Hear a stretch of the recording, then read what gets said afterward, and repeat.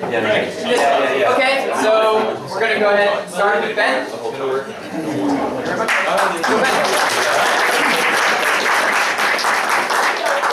Let's rock. Thank you very much. I'd also like to thank Greg and Barry because the organisation for this conference has been incredible. It's been the best communication I've had ever, probably. So fantastic job with that. Yeah. Thank you so much. And I would like to thank Oxford University Press for making it possible for me to be here.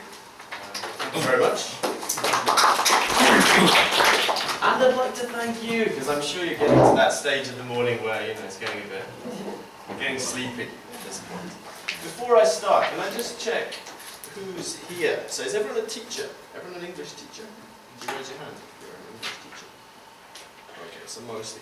Who has been a jet before? Oh, okay, good. I'm not really going to be talking about jets, just thought there's a question that came to mind there. I'm going to be talking about this, so selling a program. And it's quite a small thing, isn't it, really? Like developing programs from the ground up and so on. Who has an idea at the moment that they think could make their school or university better? Anyone? Any kind of secret projects in the back of your mind? I've had loads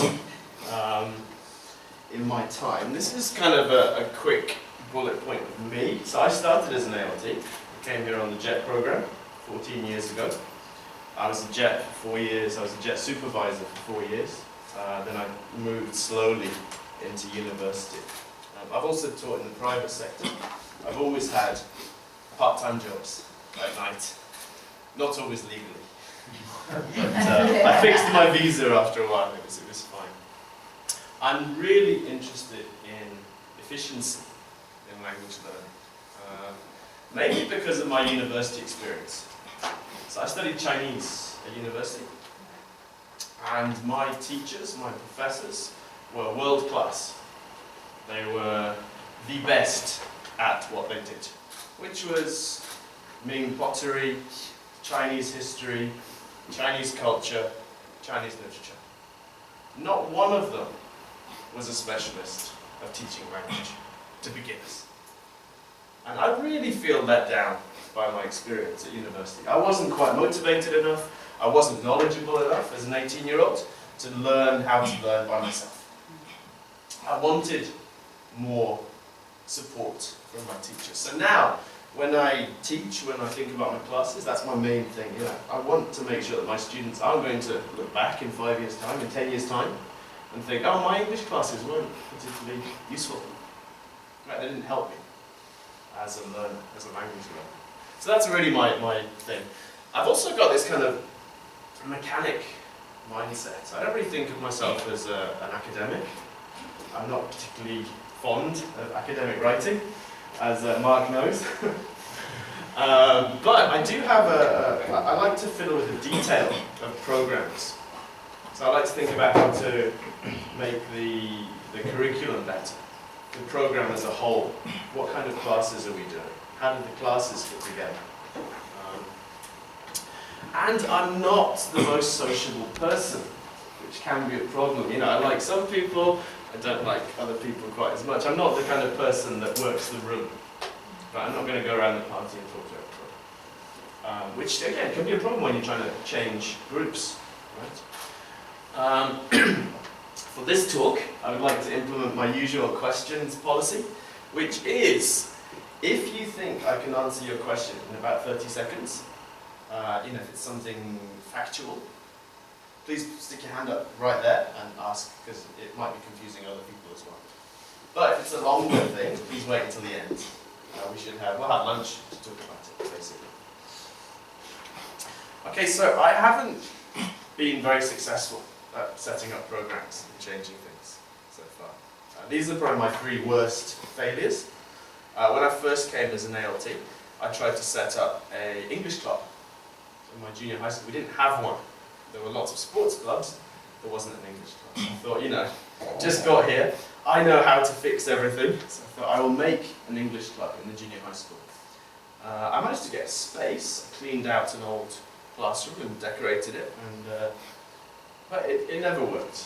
The students couldn't come regularly, and the teachers weren't as supportive as I wanted them to be. And there's a good reason for that, and I'll go into that later. Second thing was, a few years later, I was working in an elementary school, and it was an English elementary school. It was a model school. All the classes had English once a week. And so all the homeroom teachers were teaching English. So I thought, perfect. The teachers need help with their English, so we can organise a lunchtime meeting. We'll meet every 2 weeks at lunchtime, we'll have an English kind of class, we can practice classroom English and pronunciation. And that worked for a month. And then people were busy and it kind of fizzled out. That was my second failure. And the third one was when I started at Tohoku University. I looked at the school after a couple of months and I thought, I know what we need here. It's the efficiency thing again. I thought, okay, if we had a self-access centre with a broad-based program to counsel the students and give them advice as to their specific learning objectives and lots of resources, that would really fix our English program. And I spent about 3 years trying to get buy-in and money and support for this. And of course it did work, for reasons that I'll go into in a minute. I have been successful at one thing, which is our reading program. So we have this extensive reading program at Tohoku University now. We're in our 6th year. It's got kind of 2 parts. We have an in-class part where we have extensive reading classes. And we've got an outside part where I try and encourage students to do extensive reading by themselves. So it's a self-access. Also staff as well. So we're trying to get the staff of the university to do extensive reading. And this started from the bottom. It started from me, from a very limited place.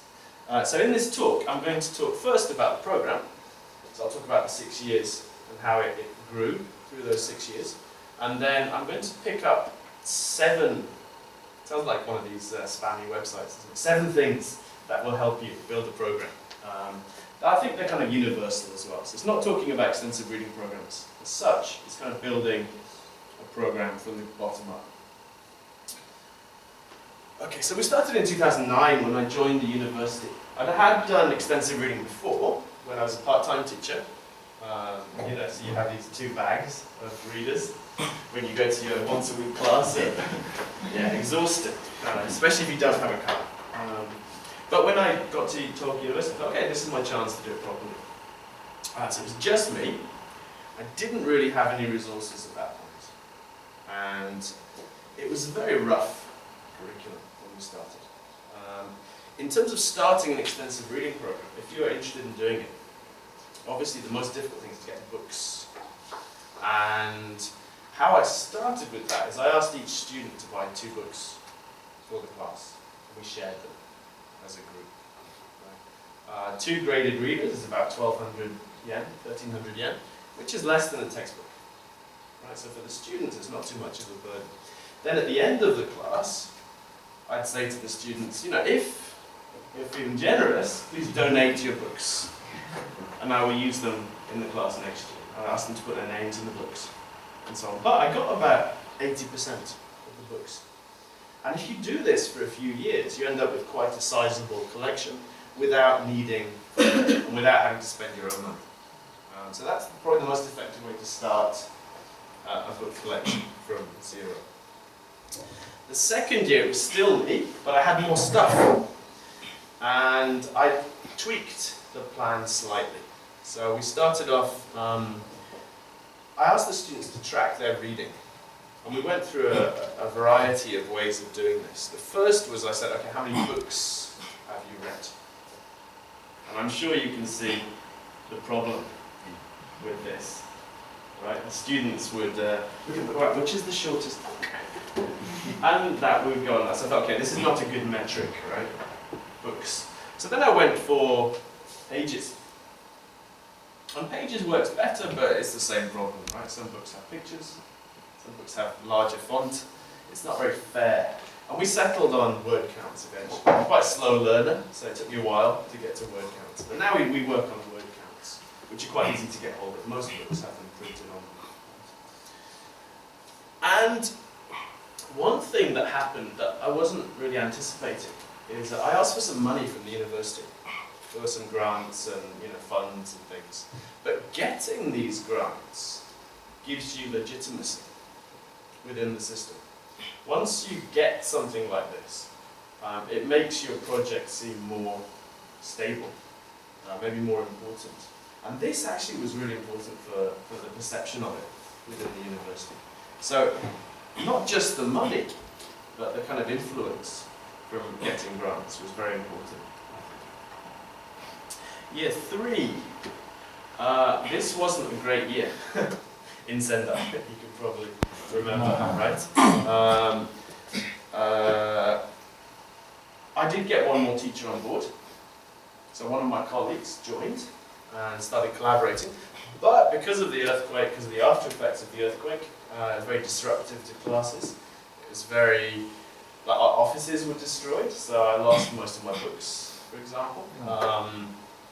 So this was a bit of a setback. However, this is the year that the library became very interested in extensive reading. The first 2 years, I'd asked the library to buy books. They have a system where they ask the teachers, which books do you want us to buy? So I said, oh. And I figured out that if you ask for a graded reader set, it's got one ISBN, right? Like Oxford Bookworms is what, 300 books? But you can order it with one ISBN, so for the library that looks like one book, right? So you put that down, and suddenly 300 books arrive, right? It's a way of getting it through the system. So we did that. But the thing is, because I was forcing my students to go to the library and read the books, the library's utilization figures, so the number of students coming into the library, went up. And when they looked at it, they said, okay, they're buying these English books. So the library came to me in 2011 and said, please buy more books. You can have as much money as you want. That was heaven, right? I was like, oh, I'll have all the books. And that was a really big progress, because it meant I didn't have to ask the students to buy books anymore. And I probably didn't need to spend my own money quite so much anymore. So this was a good year and a bad year. The next year was fantastic, because we grew further. We got to 5 teachers. We created a workbook for the students that explained what they had to do, because it can be a bit fiddly, extensive reading. You have to track your reading, and there's a little bit of a learning curve in there. So making materials to explain to the students was a really big deal, because it meant that the teacher didn't have to explain everything. And especially when you're trying to get other people to use your program, they don't know it as well as you do. So anything you can do to make that adoption easier is going to help. If you can say to people, look, all the answers are in here, you just give this to the students, and that's it, then it's much easier than having the teacher worrying about whether they can answer questions about the program. Okay, can I ask you a question? Yeah. The 5 teachers, were they all native English teachers? Yes, Okay. at this point. Yeah, sort of a question. How many students are we up to Now, by this point? at this Do you point, remember? Yeah. it was probably about, Five teachers. about 400 maybe, Wow. something like that. Thank you. Yeah, the library went nuts, and we bought thousands of books for us. We started buying timed reading textbooks. I don't know if you've seen these. It's basically, so the students read a text as fast as they can, and then they answer comprehension questions about it. And basically the idea is that they track how fast they can read, and ideally this goes up over time. It's quite motivating. So we got class sets of these to use as well. And also, very important, we got little cabinets for the classrooms that we could leave books in and lock. Because until that point, we'd been doing a daisha thing. I don't know if you've ever done this. So we had, each teacher would have a cart, kind of daisha cart, stacked with plastic boxes full of books. Right, mine were up here at one point. I was quite notorious on campus. I was that weird teacher with the daisha, kind of rattles. But because once we got the cabinets, we didn't need to do this anymore. And also having the cabinets meant that we had classrooms that were ours. Those were the extensive reading classrooms. So we had priority getting into those classrooms. And again, it just gives you more legitimacy. It makes it more real for the institution. Year 5, we were asked to write this, which is the extensive reading manual for Tohoku University, bilingual, and our Centre for Professional Development paid for it. So I have 6 copies today. I can give them out if people want one, so please come and see me at the end. So we published this, which was huge, right? This explains the methodology. This is for teachers, so we could give this to our teachers. We also improved the student materials so that it was a fully bilingual explanation of the system. And we got to 7 teachers. And the important thing here is that 2 of them were Japanese. And 1 of them was the head of English. So this again is a really big step. You know, if you can break through the native speaker Japanese teacher kind of divide, that makes all the difference, I think. So that was huge. And we improved the curriculum again. We changed the targets slightly. We have a word count target for the students for the semester. So we say in the semester you must read X number of words, based on our students' level. And you'd have to tweak that for a different situation. I was also asked to do a seminar for staff, which was pretty big, for me at least. So the library organised it, and they invited the administrative staff to come. And I explained extensive reading to them, and some of them started doing extensive reading. So we've now got the university office, you know, the office of the president. I mean, I looked at the mail. They didn't give me the list of people who were coming until the day. I said, oh, these are the people here, about 60 people, right? And I went through it, it's like, you know, principal secretary to the president. I thought, oh, like really high up people. And so we were able to explain our program to them and get some of them interested and show them the library, and we forced them all to take a book. Don't know if they read it or not, but so that was good. And then this year we're up to 8 teachers now, and we have about 1,200 students doing extensive reading in the first year. We teach first and second years, but we did extensive reading in the first year classes only. Mainly because I think if they have an experience of extensive reading in the first year, that gives them the chance to continue, if they like it, in the second, third and fourth by themselves. And I think the curriculum's about done. We've kind of finished developing the curriculum. It's very smooth now, and we've kind of smoothed off all the edges. So I can't see any major changes in the future. So future, we've run into a couple of problems with not having complete control. Basically, it's a voluntary program. So the teachers choose to do it in class, and we support them. So we're not in a position to impose things on the teachers. I can see this becoming a problem in the future, maybe. I want to improve support for independent readers. So not just the classes, but students, maybe postgrad students or older students, or students that didn't have a chance to take an extensive reading class. And also we're going to develop an advanced curriculum for students doing it again. So if a student takes a second extensive reading class, what to do, and so on. Yeah? These teachers, are they part-time teachers who are helping you with the program, or are they dedicated to this? They're all, we have one part-time, the rest are full-time teachers. Our university is a bit strange because we don't really have a curriculum. It's kind of a sensei dozo kind of thing. So they're choosing to do this in their reading class. Okay. So I mentioned the Japanese teacher, English teacher divide. I think there's actually 4 divides that are quite important in a teaching setting. There's teachers and admin, which actually for me was probably the least problematic one. Right, the admin were not particularly concerned about what exactly you're doing as long as it's effective, right? Japanese teachers against foreign teachers. Again, this wasn't a huge problem. We had quite a good relationship.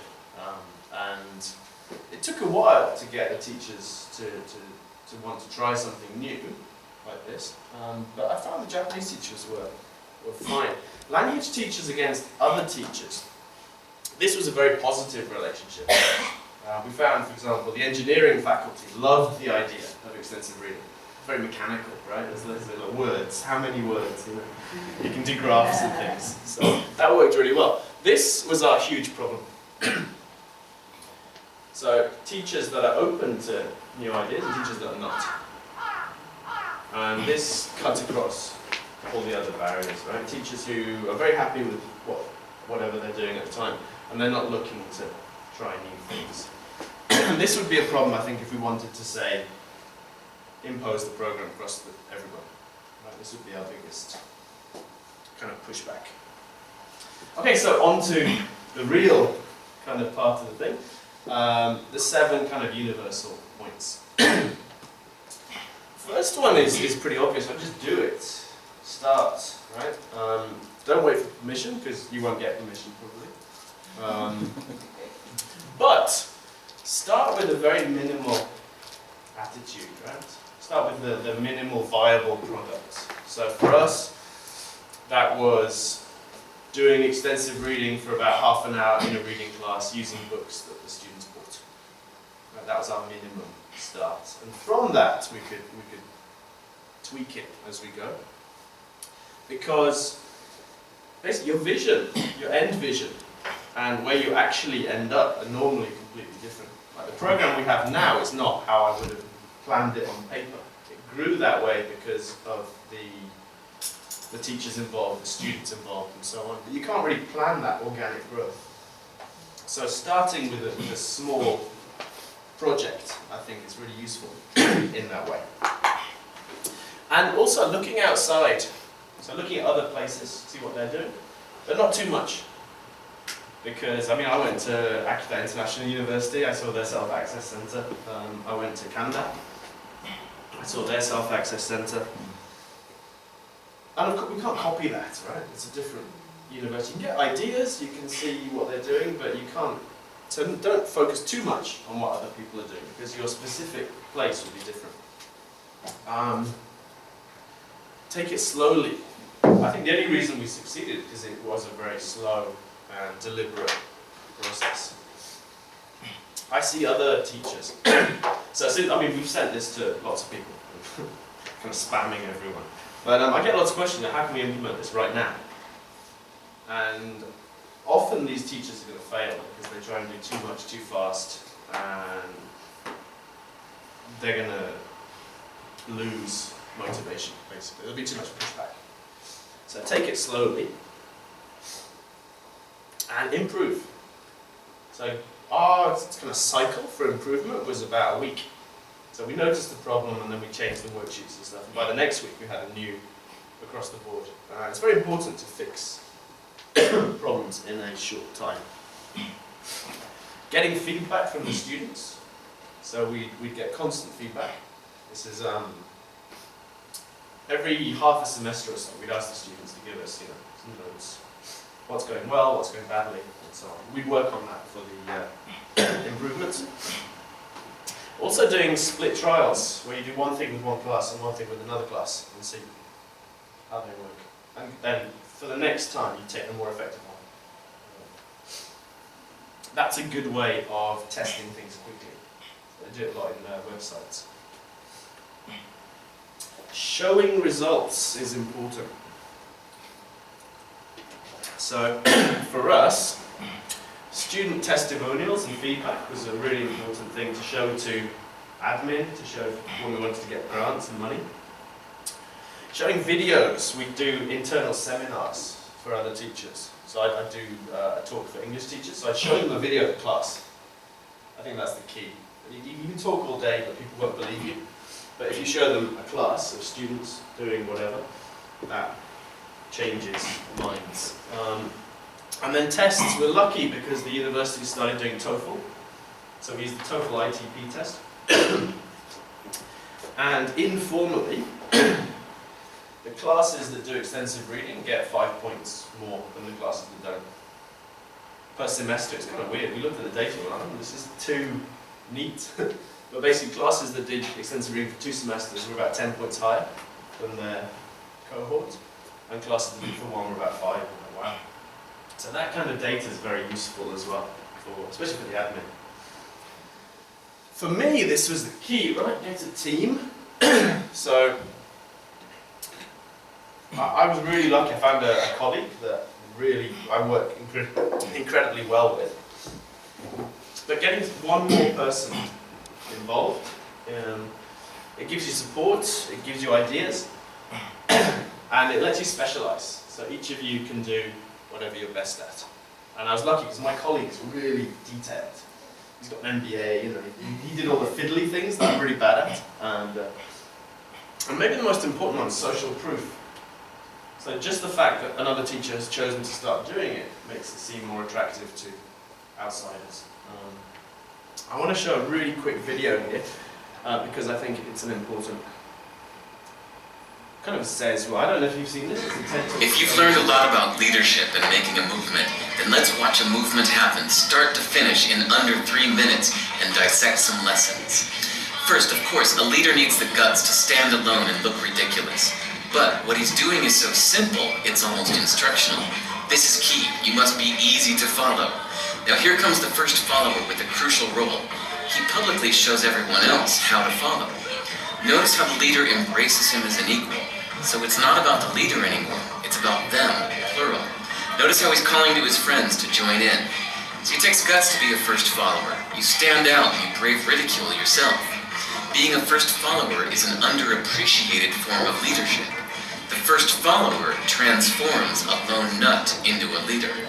If the leader is the flint, the first follower is the spark that really makes the fire. Now here's the second follower. This is a turning point. It's proof the first has done well. Now it's not a lone nut and it's not 2 nuts. 3 is a crowd and a crowd is news. A movement must be public. Make sure outsiders see more than just the leader. Everyone needs to see the followers because new followers emulate followers, not the leader. Now here come 2 more people, then 3 more immediately. Now we've got momentum. This is the tipping point and now we have a movement. As more people jump in, it's no longer risky. If they were on the fence before, there's no reason not to join in now. They won't stand out, they won't be ridiculed, and they will be part of the in crowd if they hurry. And over the next minute, you'll see the rest who prefer to stay part of the crowd, because eventually they'd be ridiculed for not joining. And ladies and gentlemen, that is how a movement is made. So let's recap what we've learned. If you are a version of the shirtless dancing guy, all alone, remember the importance of nurturing your first few followers as equals, making everything clearly about the movement, not you. Be public, be easy to follow. But the biggest lesson here, did you catch it? Leadership is over-glorified. Yes, it started with the shirtless guy, and he'll get all the credit, but you saw what really happened. It was the first follower that transformed a lone nut into a leader. There's no movement without the first follower. See, we're told that we all need to be leaders, but that would be really ineffective. The best way to make a movement, if you really care, is to courageously follow and show others how to follow. When you find a lone nut doing something great, have the guts to be the first person to stand up and join in. Okay, so I think that's so true. And that's probably why my extensive reading thing took off, because I did get that first person to join in and do it together. This is really important. So I talked about the manual, the student materials. Just make it easy. It was easier for teachers to teach our class than to teach their own stuff. So it was kind of a no-brainer for the ones that joined.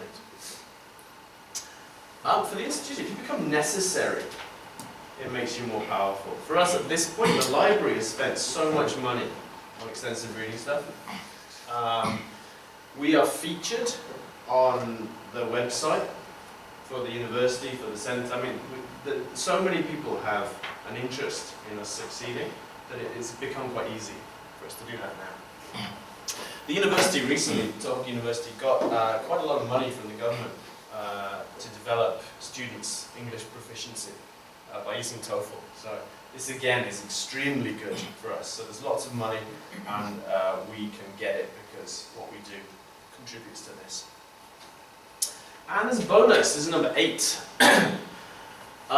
Using Japanese, so both of us are okay in Japanese, we get by, and this allowed us to reach out to the admin to get cabinets, to get classrooms, reach out to the library to get books, to get seminars, to get space, reach out to the development center to start projects.